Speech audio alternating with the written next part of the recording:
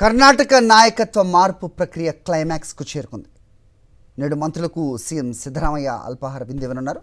Breakfast మీటింగ్లో DK Shivakumar పాల్గొనే అవకాశం ఉంది. రేపు కర్ణాటక సీఎం సిద్ధరామయ్య రాజీనామా చేయనున్నారు. జాతీయ స్థాయిలో ప్రాధాన్యత కల్పిస్తామని సిద్ధరామయ్యకు రాహుల్ హామీ ఇచ్చినట్టు తెలుస్తోంది.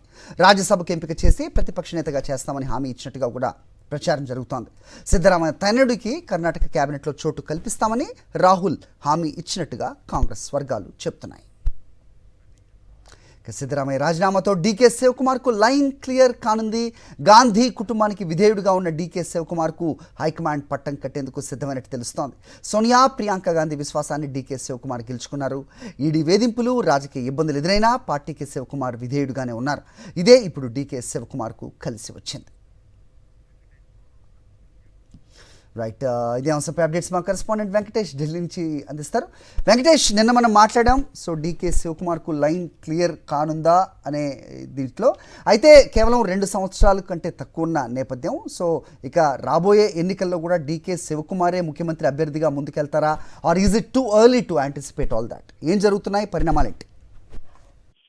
కర్ణాటక క్లైమాక్స్ కు చేరుకుంది. నిన్న రాత్రి బెంగళూరుకు వెళ్ళిపోయారు కర్ణాటక సీఎం సిద్ధరామయ్య. ఈ రోజు ఆయన మంత్రులతో సమావేశం అవుతున్నారు. బ్రేక్ఫాస్ట్ మీటింగ్ ఏర్పాటు చేశారు. సో ఈ సమావేశానికి డీకే శివకుమార్ కూడా వస్తున్నారని తెలిసింది. సో ఈ మొత్తం ప్రక్రియను సజావుగా జరిగేందుకు కాంగ్రెస్ పార్టీ అధిష్టానం ప్రయత్నిస్తుంది. అందుకే నిన్న మీడియా సమావేశంలో కూడా కేసీ వేణుగోపాల్ నాయకత్వ మార్పిడిపైన ఎలాంటి ప్రకటన చేయలేదు.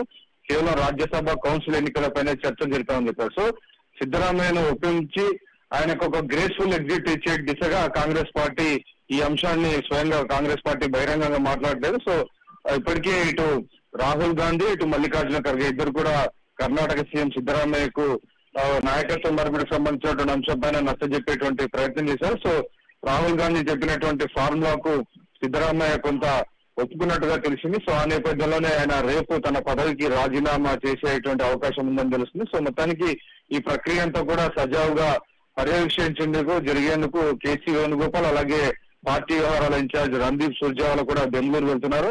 సో 1-2 రోజుల్లోనే దీనికి సంబంధించినటువంటి నాయకత్వ మార్పులకు సంబంధించినటువంటి అధికారిక ప్రకటన జరిగేటువంటి అవకాశం కనబడుతుంది. ప్రధానంగా సిద్ధరామయ్యకు జాతీయ రాజకీయాల్లో ప్రాధాన్యత కలిగినటువంటి పదవి ఇస్తాం, ప్రతిపక్ష నేత రాజ్యసభలో చేస్తామని హామీ ఇచ్చినట్టు తెలిసింది.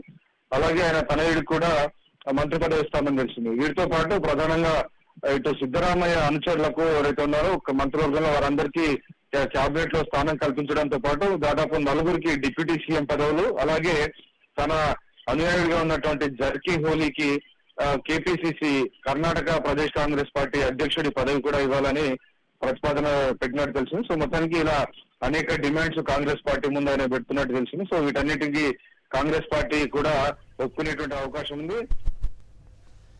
రైట్ వెంకటేష్.